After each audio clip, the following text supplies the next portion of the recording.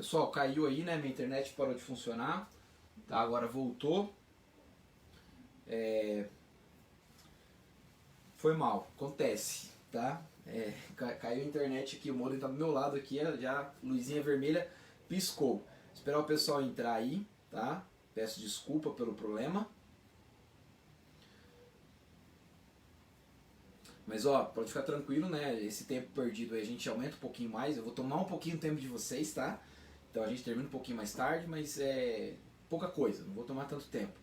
Só pra gente não parar naquele momento e perder esses 5 minutinhos aí, tá?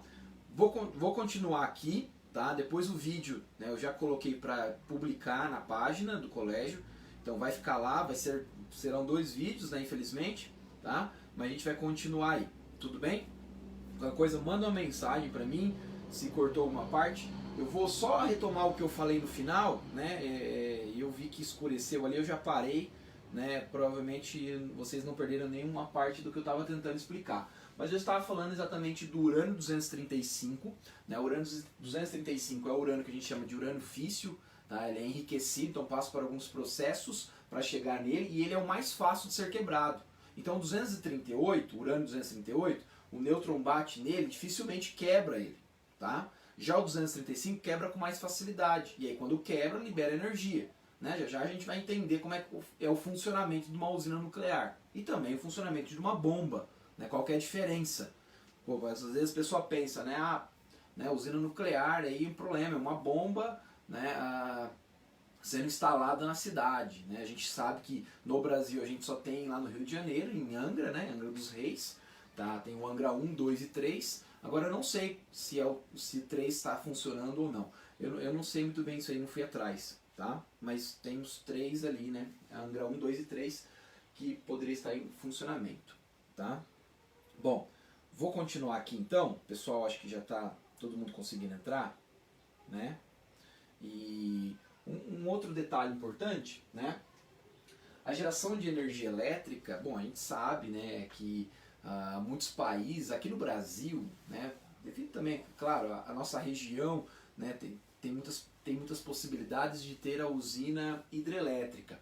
Né? Então a gente utiliza a água, né, uma queda d'água vai fazer um movimento de uma turbina, né, vai movimentar essa turbina que vai gerar energia elétrica. Né? Então as energias são transformadas, energia potencial, né, cinética, movimento ali da turbina e aí consequentemente elétrica. Bom, enfim.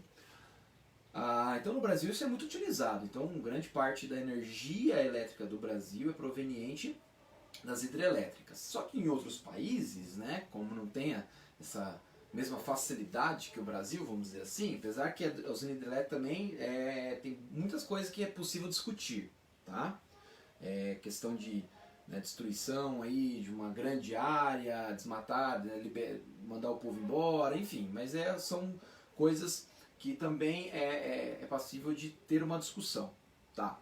Já em alguns países, né, uma das formas de obter a energia elétrica é utilizando aí uma usina a carvão, então, ou a lenha, tá? Então você queima o carvão ele libera calor que esquenta a água dentro de uma caldeira, né? Então essa água que ela esquenta, na verdade ela vai ferver, essa água vai gerar um vapor.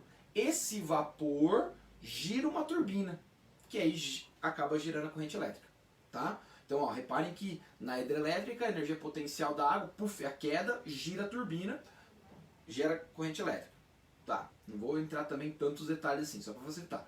E na usina carvão, né, fazer a turbina girar é feita através de vapor, mas para isso você tem que queimar carvão. E é claro que a gente sabe que queimar carvão vai liberar uma quantidade de CO2 muito grande, né? Então muitas usinas a carvão estão sendo fechadas e substituídas por usinas nucleares. Então países como França, quase toda a energia elétrica da França é através de energia nuclear. Estados Unidos está fazendo muitas mudanças, Canadá, o próprio Brasil também tem, né, que eu falei de Angra 1, 2, 3, não é a preferência, não é a principal, perdão, mas existe a possibilidade. Mas já já vou mostrar alguns dados para vocês, alguns gráficos que eu peguei recentes, tá, que mostram então essa noção de formas de obtenção dessa energia elétrica, tá? Então, esta imagem acho que retrata tudo o que a gente discutiu até então, né? Então a gente tem um nêutron, alta velocidade, POF, acerta um núcleo, esse núcleo quebra. Ele quebra formando dois núcleos menores, óbvio, e também forma 3 nêutrons. Esses 3 nêutrons, eles saem em alta velocidade. Vou mostrar uma outra imagem.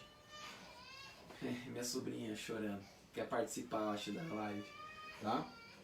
Esses 3 nêutrons, eles vão se chocar, vão estar viajando ali, claro, vai ter uma substância, né, de urânio, onde alguns desses urânios, alguns dos isótopos do urânio físsil, inclusive está até aqui, ó, o urânio natural, em torno de 0,7% é do urânio físsil.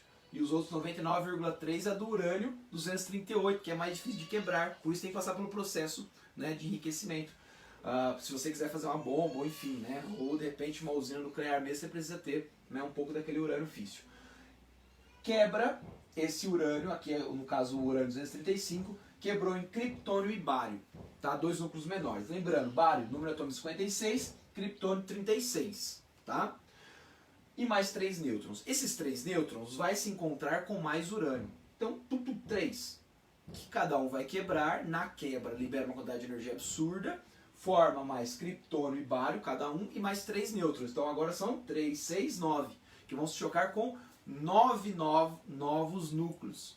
Então reparem que ocorre uma reação em cadeia. Então, né, o problema, quem já assistiu Chernobyl, né, que é aquele seriado da HBO, que eu inclusive falei nas aulas anteriores, é bem legal, tá? São 5 episódios, os episódios têm em torno de 1 hora, né, mas é bem político o seriado, tá? Mas ele mostra, né, a tentativa de resolver o problema do acidente lá de Chernobyl. Né, acidentes como Chernobyl, né, mudaram a história, claro, e a preocupação, os cuidados que se tem com uma usina nuclear são enormes. Né? Depois a gente nunca teve um acidente tão grande, tá, por algum problema relacionado aí a algum manuseio ou equipamentos. Né? Teve de Fukushima, mas foi porque um tsunami atingiu a usina, tá? E aí espalhou. Esse foi um acidente também terrível, inclusive vou até mostrar fotos daqui a pouco para vocês lembrarem disso. Bom, essa reação em cadeia, ela acontece e vai liberando energia. E olha só, como é que funciona basicamente, claro, de uma maneira bem simples, uma usina nuclear. Então, ó, essa representação, esse gifzinho aqui é bem legal, não sei se dá para ver todos os detalhes, né, mas ele está um pouco em movimento.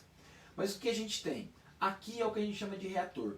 Tá? É onde vai estar o urânio. Geralmente o urânio, pessoal, ele é feito várias pastilhinhas, tá? Que contém uma quantidade de urânio físsil lá nessa pastilha, e em torno de 3%. Então se eu pegar uma pastilhinha, pensa lá, né, o Mentos, né, enfim, uma pastilhinha de Mentos. Então, dentro de uma pastilhinha de Mentos, 3% seria de urânio físsil. A gente coloca várias pastilhas uma em cima da outra dentro de varetas. E essas varetas, elas entram, tá, na água. Fez um barulhinho aí, eu acho que não foi meu celular não, né? Tô meio preocupado agora em cair de novo aqui, gente. Né? Minha internet eu tô meio cabreira, mas acho que não, né? Bom, o que acontece? Essas pastilhas nas varetas estão dentro ali da água. Então o que acontece? Você emite um nêutron. Esse nêutron vai, né, começar a se movimentar entre essas varetas e uma hora ele vai acertar um núcleo de urânio, né, 235. Tá? Quando ele acerta o urânio 235, o que acontece? Quebra esse urânio. Forma 2 novos núcleos menores e mais 3 nêutrons. E libera muita energia. Quem vai receber essa energia, galera? A própria água. Tá?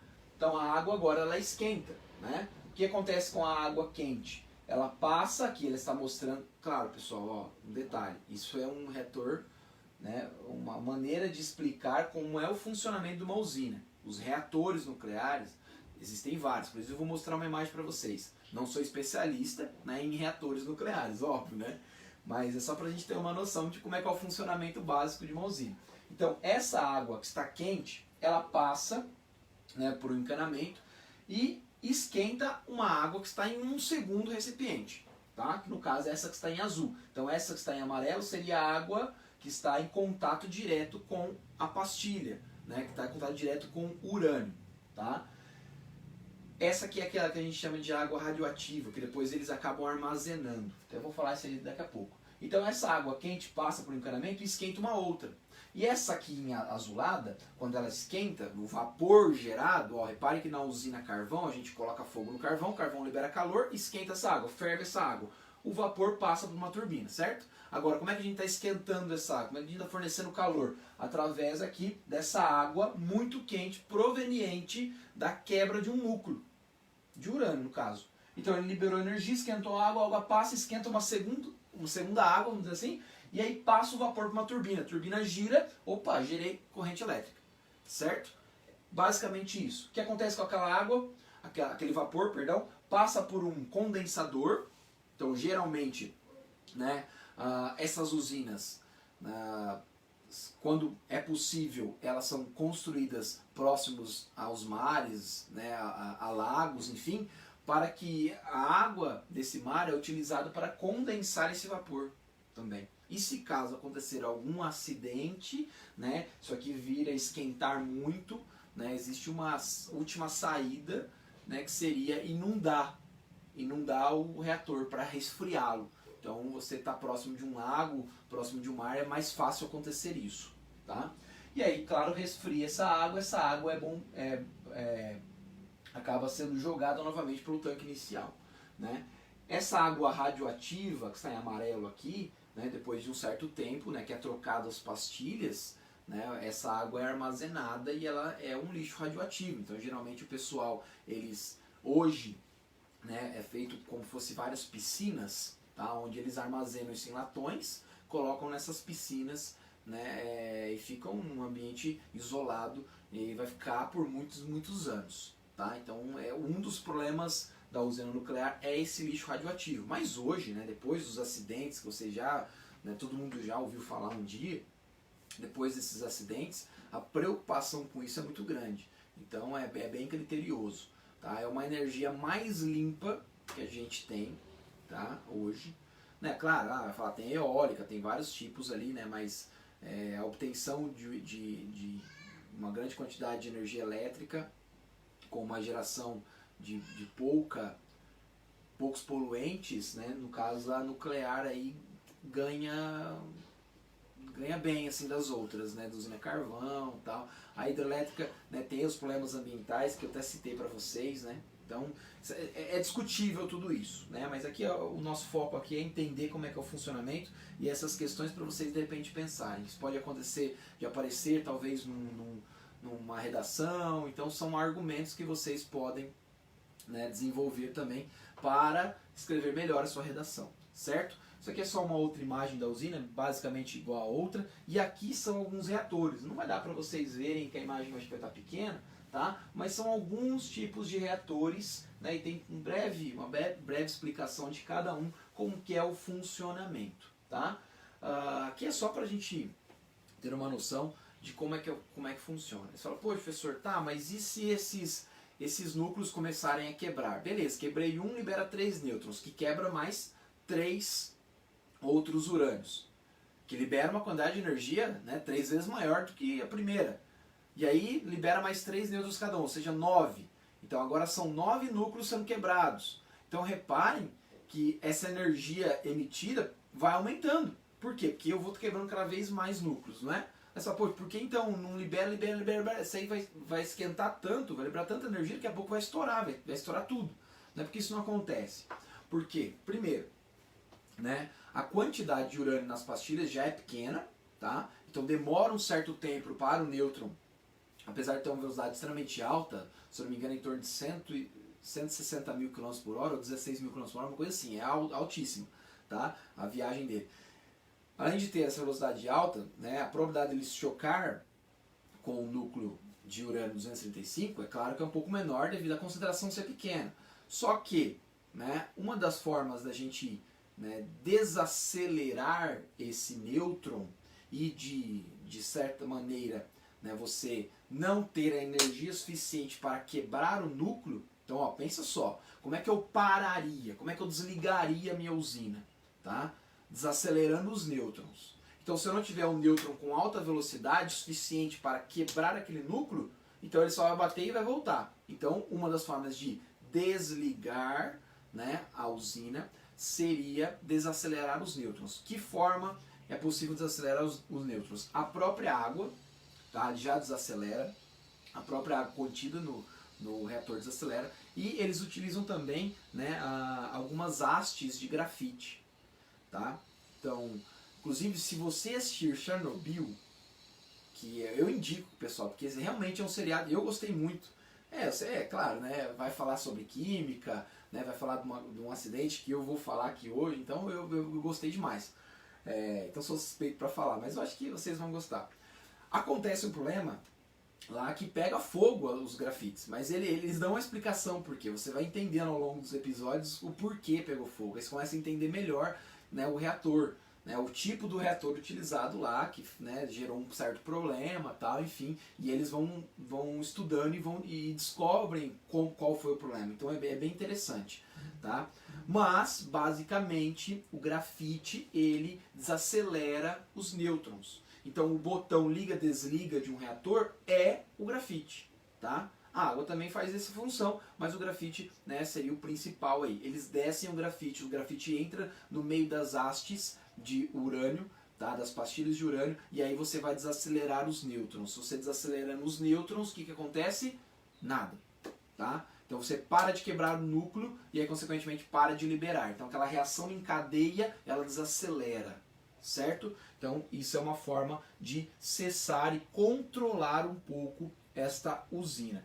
Então é claro que, né, acidentes como aquele dificilmente vai acontecer de novo. Né? Não vou falar que nunca, mas dificilmente, porque hoje, né, já avançou um pouco mais e a preocupação é grande, então os caras ficam em cima. Qual que é a diferença então de uma usina nuclear e uma bomba nuclear? Quantidade de urânio físsil na amostra. Tá? Então, ó, em torno, né, de 3 a 4% do material lá da pastilha é de urânio físsil.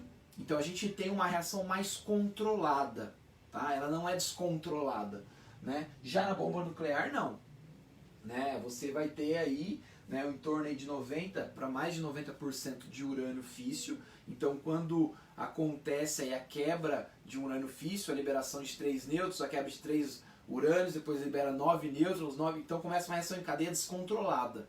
E aí pensa em questão de energia liberada. Aí você tem 1 kg de urânio físsil na bomba. Você vai liberar E igual a mc ao quadrado. Então multiplica por 1000 vezes a velocidade da luz ao quadrado. Então a energia é altíssima. Então tudo isso, né, num curto intervalo de tempo. Então essa energia vai destruir tudo que está à sua volta. Então a diferença de uma bomba nuclear e de uma usina basicamente é a quantidade. Né? Você tem uma reação controlada, a quantidade é pequena, você tem métodos para controlar o nêutron, a velocidade do nêutron e tudo mais. Já na bomba nuclear não, tá? Você na verdade tem uma bomba de nêutrons, né? Ela estoura, libera vários nêutrons, esses nêutrons saem chocando com vários urânios, quebra de vários urânios, libera mais nêutrons e aí começa uma quebra desenfreada e aí uma liberação de energia absurda, tá? Basicamente é isso. Tudo bem? Deixa eu só ver se tem alguma perguntinha, alguma coisa. Não. Apesar que minha internet está meio travadinha também hoje, né? Bom.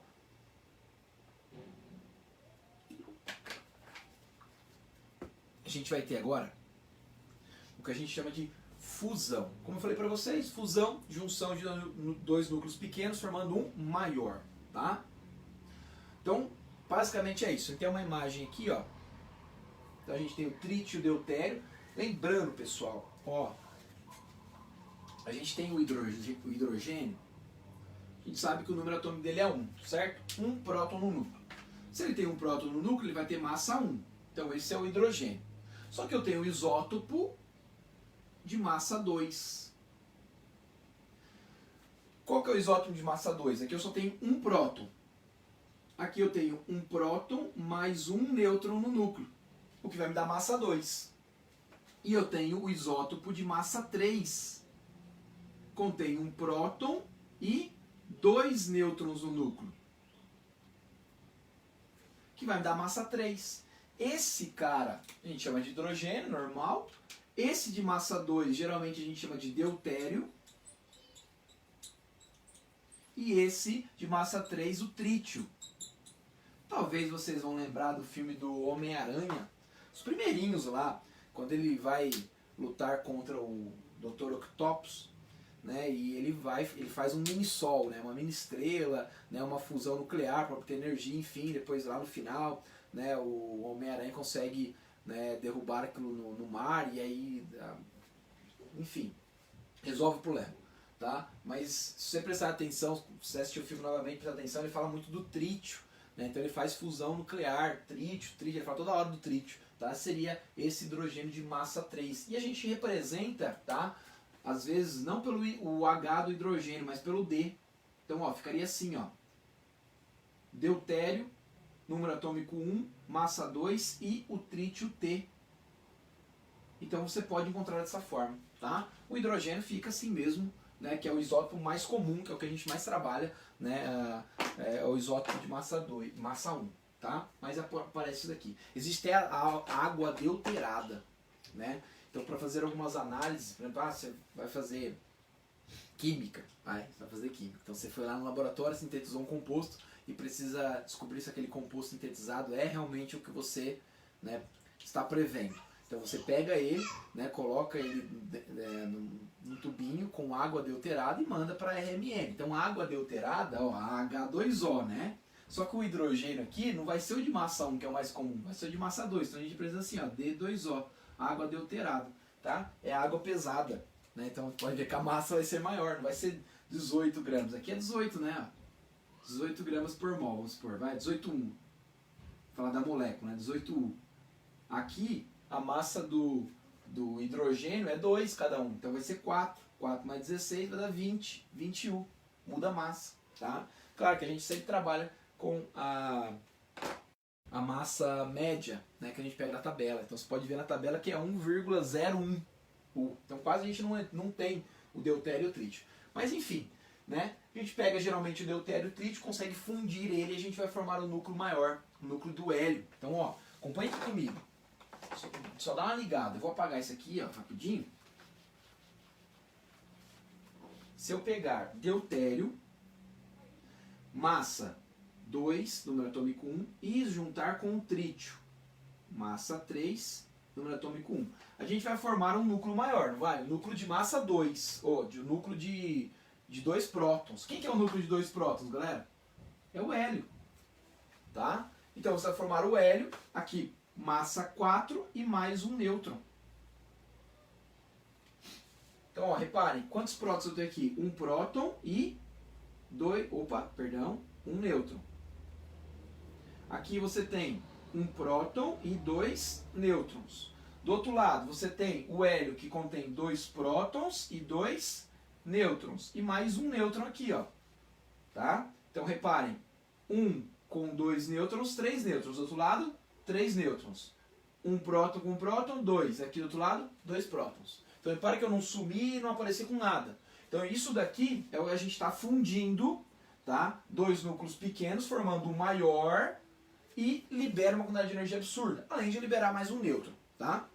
Então eu tenho então uma tabelinha aqui na sequência, só para vocês terem uma noção, dessas reações. Né? Então, ó, 2 deutério formando hélio de massa 3 mais 0,32 megaelectrovolts mais um nêutron e mais 2,45 megaelectrovolts. Ou seja, esse electrovolts é uma unidade de energia liberada. Mas a reação tem vários tipos, né? Então deu 2 deutérios fundindo, formando trítio, deutério mais o hélio de massa 3, enfim, formando o hélio de massa 4, mais o hidrogênio, enfim, tem várias energias, né, sendo liberadas, várias reações de fusão. Só que a mais comum é essa. Deutério mais o trítio formando hélio de massa 4 e 3,52 megaelectrovolts mais o nêutron e 14,06 megaelectrovolts. Tá? Então é uma reação que libera aí bastante energia. É a reação que ocorre no núcleo do Sol, né, da estrela. Então, né, por essa a gravidade dela ser gigantesca, né, então você acaba forçando com que esses núcleos eles se fundem e aí consequentemente libera uma quantidade de energia absurda e aí a gente consegue sentir essa energia, né, daqui, porque a gente recebe, né, essa energia proveniente lá do Sol, tá? Então basicamente é isso. Pessoal, deixa Deixa eu só ver se tem alguma pergunta, não? Aí você fala, pô, mas tá, entendi que fissão nuclear libera uma energia alta. E a fusão está me dizendo que libera uma energia ainda maior? É, tá? Por incrível que pareça. Né? Você junta núcleos pequenininhos formando um maior, a energia liberada é gigantesca. Tá? Então lá no Sol acontece isso, nas estrelas acontecem isso. Né? Então por que a gente não faz isso? Reparem que é o meu produto. Ah, hélio, professor. Pô, hélio, um gás nobre, ainda é inflamável, né? Todo mundo já pegou aquele balãozinho de gás hélio, enfim, de aniversário, né? Fez até a gracinha lá com a voz. Você tem aqui a formação de produtos que não vai causar tão mal assim para a natureza. Por que a gente não usa isso aqui como forma de energia, né? De obtenção de energia elétrica, por exemplo? Por que não esse? Tá, a energia liberada é tão grande, mas tão grande, né, que não se consegue controlar, tá? Existe, né, um aparelho chamado tokamak, tá? Tem até uma imagem aqui, depois eu mostro uma outra imagem. Qual que é a ideia dele? Pessoal, a ideia dele, tá, é tentar armazenar essa energia liberada pela fusão e transformá-la, por exemplo, em energia elétrica, certo? Então essa é a ideia básica. Só que a energia liberada é tão grande, tão grande, tão grande, que acaba destruindo qualquer aparelho que tenta fazer isso. Então, qual que é a ideia dos cientistas? Eles criaram esse aparelho chamado tokamak. Ele tem, né, vários ímãs, vamos dizer assim. Ele tem um aspecto helicoidal, então tem esse formato de rosquinha, tá? É que aqui ele está cortado, mas ele tem esse aspecto de rosquinha. E aí a gente vai ter campos magnéticos ao redor. Então a reação vai acontecer ali dentro, vai liberar uma grande quantidade de energia, ou seja, chega uma temperatura tão alta, mas tão alta, que a gente tem lá o plasma, né, um quarto estado da matéria ali, complicado até de explicar, né? E esse plasma, essa alta temperatura, milhares de graus, se chocar com a parede do aparelho, vai destruir, vai derreter e tal, e aí, né, já era, não adiantou, você estragou o seu aparelho e não conseguiu transformar essa energia, né, em outra. Então a ideia é criar campos magnéticos e gerar um confinamento. Então aquele plasma era como se ele ficasse confinado. Então se a gente tem ali a parede do recipiente, então esse confinamento forçasse com que o plasma ficasse só no centro. Esta representação está acontecendo aqui dessa cor roxa. Acho que dá para ver, né? Então se você perceber, né, essa parte roxa que seria aí, né, esse plasma, não está encostando na máquina. O que então, né, teoricamente conseguiríamos, né, obter a energia e transformar em uma outra coisa.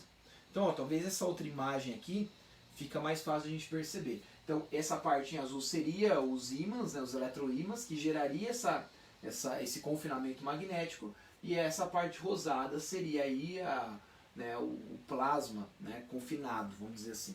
Tá? Então, esse aparelho funciona? Está em pesquisas, né? O pessoal ainda não teve muito sucesso com isso, mas está em pesquisa. Eu achei que eu tinha colocado aqui uma imagem real dele, mas se você digitar tokamak na internet, provavelmente você está com o computador aí do lado, né? Abre uma outra janelinha para você ver a imagem real, né? São aparelhos grandes, tal, enfim, que eles estão construindo para isso. Mas provavelmente essa será a energia do futuro, talvez, né? Enfim, é uma possibilidade. E é uma energia bem mais limpa. Tá? Agora eu coloquei aqui para vocês, né, um contra outro aqui, ó, fissão versus fusão. Então algumas vantagens e algumas desvantagens. Eu vou ler para vocês porque está bem pequenininho, né? Eu acho que vocês não vão conseguir ver. Bom, algumas vantagens. A fusão é um processo mais limpo que a fissão, né, como eu já tinha falado. Então a vantagem da fusão em relação à fissão é essa. Os lixos radioativos provenientes da fusão possuem vidas curtas, então se eu formar, né, uma substância radioativa, a vida dela é muito curta, em pouco tempo já vai se decair em algum elemento que não é mais radioativo, que não vai gerar tanto problema, diferente lá do urânio, né? Então que gera lixo radioativo que você tem que armazenar por vários anos. A quantidade de energia liberada é muito maior na fusão do que na fissão, tá? Muito maior. Onde vocês vão lembrar, bomba nuclear, fissão nuclear, quebra. Bomba H ou bomba de hidrogênio, que eu vou até comentar mais tarde, é uma fusão. Então tem até uma historinha lá né? Porque biquíni chama biquíni, o modelito biquíni, né? O nome biquíni, enfim, porque foi um teste, né, de uma bomba H, né, que os Estados Unidos foi fazer, época de Guerra Fria e tal, fazer o teste, e aí foi explodir essa bomba numa região chamada Atol do Biquíni. Bom, eu não sei se isso... eu li isso aí uma vez numa revista, acho que foi super interessante, é uma curiosidade meio tosca, mas, né, eu li que o cara que ia lançar esse modelito, né, ele resolveu colocar biquíni, porque ia passar na TV essa explosão, parece, enfim, estava bem famosa na época, e aí começa a ir no atol de biquíni, ele chamou de biquíni. Tá, depois vocês podem até pesquisar e verificar se isso é real mesmo, mas estava na revista uma vez. Desvantagens. Não se consegue controlar a fusão de um modo eficaz. É aquilo que eu falei do tokamak. Tentativas ainda, não dá muito certo. Ocorrem temperaturas elevadíssimas, milhões de graus, o que poderia destruir o aparelho, e aí, né, já não adiantou mais nada. E é necessário o confinamento dos núcleos por pelo menos 1 segundo, né, que seria, né, utilizando esse tokamak, né, que é esse formato, na verdade, toroidal. Eu falei, acho que outra coisa. Eu falei helicoidal, né? Errado, é toroidal. Beleza? Bom, eu sei que a gente já está dando tempo, mas eu vou passar 5 minutinhos, tá, pessoal? Só por ter caído na internet. Só para terminar essa parte, pelo menos. Falta, acho que uns 2 ou 3 slides para a gente só discutir algumas coisas interessantes, né? Coloquei aqui algumas coisas em relação à energia nuclear, né? Claro, lembrando vocês, existem várias formas de obter energia, né? Então a gente tem a eólica, solar, né? Que são, né, de certa forma aí não vai ocasionar poluição, né? Só que o problema é, até coloquei aqui, ó, eólica. Não é sempre que você tem, não é em todas as regiões que você tem o vento aí a favor para ter então, né, uma forma de obtenção de energia através aí do vento, tá? E não é toda hora que tem vento, enfim, então é bem problemático, tá? Solar, então você precisa de uma extensão muito grande, né? E também não é em todos os locais que você tem uma luz do sol muito intensa, né? Tem locais que está sempre nublado, então isso também geraria algum problema na obtenção da energia elétrica através da energia solar. Então não é em todos os lugares. Então, devido a alguns problemas como esse, né, que a gente tem outras obtenções. Uma delas é a usina hidrelétrica, outra é a usina carvão, usina lenha, enfim. E um deles é a energia nuclear.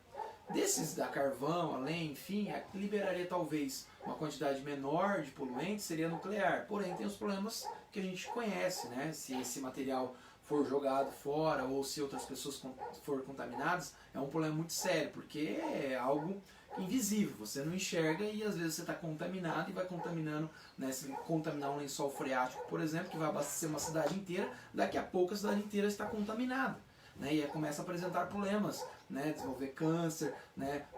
Problemas sérios, né? Com bebês recém-nascidos, por exemplo. Então vários problemas podem ser gerados através da contaminação de uma cidade, um lençol freático, por exemplo, tá? Bom, aqui tem um dado, né, que eu peguei, ele é de 2018, então eu procurei na internet e tal, foi o mais recente que eu achei, tá? Só para vocês terem uma ideia, né? Então aqui a matriz energética brasileira, tá aqui, ó, 36,4% é petróleo e derivados, tá? Matriz energética, não é elétrica, matriz energética. Claro, a gente tem que considerar aqui combustível, né? Então a gente tem aí, né, os combustíveis aqui no petróleo, gasolina, óleo diesel, enfim. Depois a gente tem 5,7% é carvão, 5,9% lixívia e outros renováveis, 0,6% outros renováveis, que é aquele que não citou, 8% lenha e carvão vegetal, derivados da cana 17%, hidrelétrica 12% e nuclear 1,4%. Matriz energética mundial, para a gente ter uma comparação, carvão 27,1%. No mundo isso. Então, ó, o Brasil está 5,7%, é a matriz energética no país, tá? É relacionada ao carvão. No mundo, 27%, tá? Bem maior. Então, o Brasil ganha nesse quesito, né? Petróleos derivados. No mundo, em torno de 31,9%, o Brasil 36%. Então, um pouquinho acima. Então, o Brasil acaba consumindo um pouquinho mais o petróleo derivados. Gás natural, 22,1%. Gás natural do Brasil, 13%. O Brasil um pouquinho menos, tá? Nuclear no mundo 4,9, Brasil 1,4, hidráulica no mundo, né, seria 2,5 e no Brasil é 12. O Brasil pode ver, né, por causa da geografia também do Brasil, que tem, né, a possibilidade de ter usinas hidrelétricas. Biomassa 9,8%, né, no mundo. No Brasil aqui, né, talvez entraria na cana aí também, tá? Agora eu tenho aqui matriz elétrica, tá? Então agora só a matriz elétrica, a obtenção. Então também os dados foram tirados, né? A matriz elétrica mundial 2016 eu tirei do site, né, que foi informado em 2018, e a matriz elétrica brasileira em 2017. Então, ó, só para a gente ter uma noção, tá? No mundo, matriz elétrica proveniente do carvão, 38,3%. Enquanto que o Brasil, né, eletricidade que a gente obtém através do carvão é 4,1%, bem pouco. Legal para o Brasil isso aí. Né? Petróleo derivados 3,7% no mundo, Brasil 2,5%. Gás natural, obtenção de energia elétrica através do gás natural, 23,1% no mundo, o Brasil 10,5%. Energia nuclear, né, obtenção de energia elétrica através da energia nuclear, 10,4% no mundo, Brasil só 2,6%, porque a gente tem poucas usinas, né, só lá em Angra. Hidráulica no mundo 16,6%, ou seja, obtenção de energia elétrica através de usinas hidrelétricas 16,6% no mundo, o Brasil 65,2%. A gente já consegue observar que a fonte de maior energia elétrica é através da energia, né, através da obtenção de energia elétrica da hidráulica, tá? Ou seja, usinas hidrelétricas. Certo? Depois a gente tem aí solar no mundo 5,6 e biomassa 2,3. O Brasil tem bem pouquinho aí, 6,9 solar e eólica, tá? Então só um dado para a gente, né, ter uma noção, né, da dimensão aí do nosso país, como realmente por ter vários, né, rios, enfim, tem a possibilidade de ter a instalação de usinas hidrelétricas, como Itaipu, né? A gente que mora tão pertinho aqui de Foz, tem que ir lá conhecer. Acho que a maioria já foi dar uma olhada. Eu não fui em Itaipu, já fui para Foz algumas vezes. Inclusive já apresentei um trabalho uma vez em Itaipu, dentro de Itaipu, porque tem a universidade lá dentro, né? Só que era num domingo, acho que a apresentação era um sábado ou um domingo. E não dava tempo, porque a gente era do Pelauém, né? Então era bate e volta. Chegava de ônibus um dia, a gente dormiu, no outro dia tinha que apresentar o trabalho e vir embora. Então eu não pude conhecer a usina, mas ainda eu quero ir lá e visitar a usina, fazer a visita técnica. Falaram que é muito legal, é algo assustador de tão grande, isso é legal. Então é tão pertinho aqui, se você dá um pulo lá em Foz, dá uma olhada, vai lá conhecer, eu acho que deve ser interessante. E para terminar, né, só para a gente ter uma noção, fazer uma comparação de quantidade de energia, tá? Uma pastilha de urânio, em média 3,5% de urânio enriquecido, uma pastilha. Pessoal, ó, tá vendo a imagem aqui, ó? Isso mostraria a pastilha, então é colocado em varetas, tá? E essas varetas, então, são colocadas lá na água que vai liberar a energia da quebra. Beleza. Só para ter uma comparação, uma pastilha dessa, uma pastilha, em torno de, né, vamos supor que ela é feita de 260 gramas, né, desse urânio, sendo que 3,5% da massa é de urânio físsil, tudo bem? A energia que essa pastilha vai liberar é equivalente, tá? Equivalente a eu queimar 3 barris de petróleo, ou seja, uma pastilhinha, professor, uma pastilhinha vai liberar energia equivalente à queima de 3 barris de petróleo? Isso é pouco ainda, né? Agora eu vou assustar um pouco mais vocês. Uma pastilhinha libera a mesma quantidade de energia do que 1 tonelada de carvão. Então, se eu queimar 1 tonelada de carvão, é uma quantidade de energia liberada equivalente a uma pastilhinha. Ou 2,5 toneladas de lenha. Ou 570 metros cúbicos de gás natural. Então, reparem a quantidade, principalmente de carvão e lenha, né, necessário para liberar uma quantidade de energia equivalente a uma pastilhinha de urânio com 3,5% de urânio físsil, tá? Então é assustador até, né? Então se a gente parar para pensar, a questão dos poluentes emitidos por 1 tonelada de carvão, 2,5 toneladas de lenha, é do país pensar em realmente investir talvez numa usina nuclear, tá? Isso para o futuro. Claro, tem que tomar bastante cuidado, né, com os problemas, que esses problemas, que é o que eu até chamei aqui de lado ruim da energia nuclear, tá? Eu vou apresentar na próxima aula. Pessoal, próxima aula então a gente continua, deixa eu só ver se tem alguma pergunta, alguma coisa, né? Não tem. Próxima aula a gente continua falando sobre, né, esses acidentes, que eu acho que é bem interessante, a gente vai falar bastante coisa. E se sobrar algum tempinho a gente faz uns exercícios, provavelmente vai sobrar. Então a aula que vem a gente termina esse assunto, certo?